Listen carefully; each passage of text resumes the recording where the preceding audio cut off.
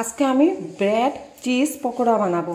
যে ব্রেড নিয়ে নিয়েছি, দেখেন চিজ, এখানে ধনেপাতা, রসুন, কাঁচা লঙ্কা, লবণ, হলুদ আর বেসন। আমি ধনেপাতাটা পেস্ট করে নিব এখন রসুন আর কাঁচা লঙ্কা দিয়ে। এই যে দেখেন ধনেপাতা, রসুন, কাঁচা লঙ্কা আর অল্প একটু জল দিয়েছি, আর এটার মধ্যে অল্পটুকু আমি লবণ দিয়ে দিচ্ছি, দিয়ে ভালো করে আমি পেস্ট করে নিব। এই যে দেখেন ধনেপাতার চাটনিটা কি সুন্দর হয়েছে। এই যে দেখেন আমি ব্রেডটাকে নিয়ে নিয়েছি, এখন ব্রেডটা আমি এইভাবে কিনার হলো এইভাবে আমি এই যে এগুলোকে কেটে দেব। এই যে দেখেন এইভাবে, এই যে এইভাবে কেটে দিয়েছি।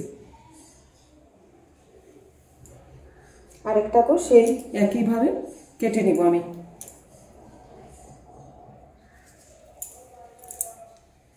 এই যে দেখেন ব্রেডটার মধ্যে আমি এই যে ধনেপাতার চাটনিটা বানাচ্ছি সেইগুলোকে আমি এইভাবে লাগিয়ে দেব। দেখেন ভালো করে আমি লাগিয়ে দিচ্ছি।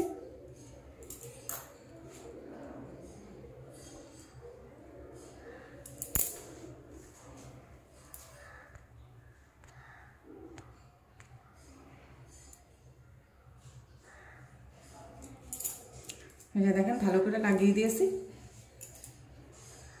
এখন যে এই যে চিজটা আছে সেটাকে আমি এটার উপরে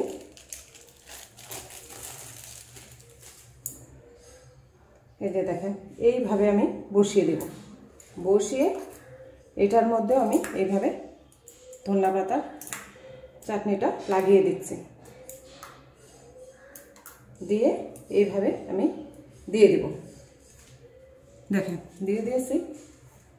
এখন আমি এইটাকে এইভাবে কেটে নেব। এই যে দেখেন এইভাবে কেটে নিয়েছি। আপনারা যদি অন্য শেপ দিতে চান তারপরে আপনি দিয়ে দিতে পারবেন। আমি এইভাবেই রেখে দিয়েছি। রেখে এই যে চিজটাকে একটু এইভাবে সুন্দর করে ফোল্ড করে দিব। যদি মনে করেন আপনারা ছোট ছোট টুকরা করবেন তাহলে আপনারা এইভাবে টুকরা করেও এটা ফ্রাই করতে পারবেন। এই যে দেখেন, যে দেখেন একইভাবে আমি কেটে নিয়েছি। আরেকটা আমি দেখিয়ে দিচ্ছি।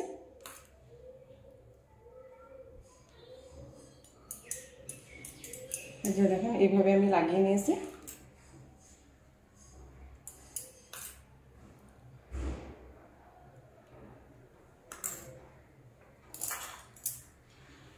এই যে দেখেন চিজটাকে এইভাবে আমি দিয়ে দেব।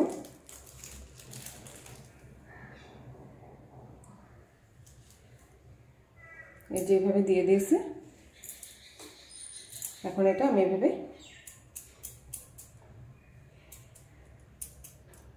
এই যে দেখেন কেটে নিয়েছি।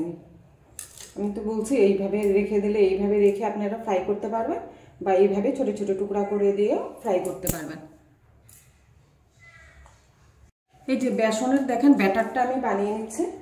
এই যে এটার মধ্যে দিয়ে দিচ্ছে যে লবণ, আর দিয়ে দেব এই যে হলুদের গুঁড়া, দিয়ে আমি ব্যাটারটা বানিয়ে নেব। আমার এই ব্রেড চিজ পকোড়ার রেসিপিটা যদি আপনাদের ভালো লাগে তাহলে আপনারা লাইক করবেন, শেয়ার করবেন, সাবস্ক্রাইব করবেন। এই যে দেখেন আমি ব্যাটারটা বানিয়ে নিচ্ছি। বেশি পাতলা বানাবো না ব্যাটারটাকে আমি।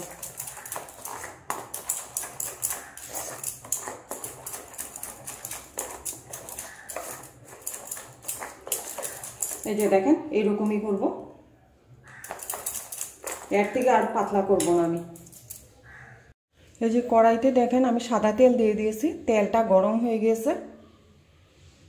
এই যে দেখেন ব্যাটারটার মধ্যে এই যে ব্রেডটা আমি যে বানিয়ে নিয়েছি সেই ব্রেডটাকে এইভাবে আমি বেসনটা এই যে দেখেন এইভাবে ভরিয়ে নিয়েছি, নিয়ে এখন তেলের মধ্যে দিয়ে দেব।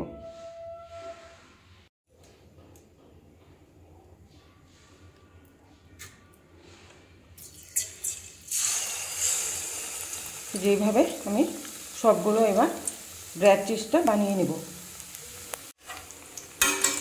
এই যে দেখেন এইভাবে আমি এখন তেলটা উপরে দিয়ে দিচ্ছি।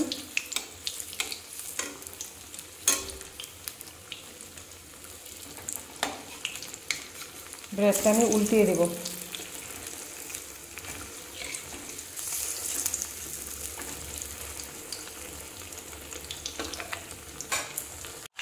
এই যে দেখুন আমাদের ব্রেড চিজ পকোড়াটা কি সুন্দর হয়েছে। আমি এখন নামিয়ে দিব।